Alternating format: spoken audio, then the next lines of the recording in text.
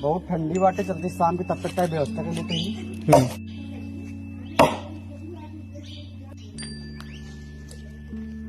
ये है लकड़ी काटे मेरे को बताए थे का किस भैया लकड़ी काटे भैया साथ तब तक 12 बाटे शाम की लकड़ी पे व्यवस्था करते हैं।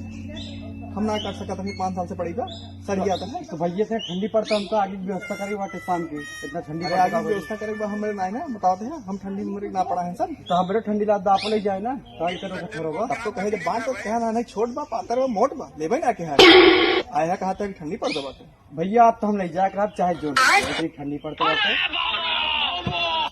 लकड़ी न जाए चाहे जो नहीं पड़ी सड़ जाए चाहे जो हो लेकिन लकड़ी ना लगे। आप संग काट के ले जाए करावे चाहे जो चाहे देखिए कैसे लग जाता ले जाए ना चाहे जोन हो जोन हो लेकिन लकड़ी न जाए ठीक बा। तो का देख ले हम लकम के लड़के समझ के डाटा है ना लकड़ी लेके जावे चाहे जा जा देख ले आप लकड़ी ले जा तो का सबके एक जने देख सड़ जाए चाहे जो घुल लग जाए ना देख जा जा जा देख ले बहुत बड़ा है ठंडी पड़ जाए तब जाना है लकड़ी ले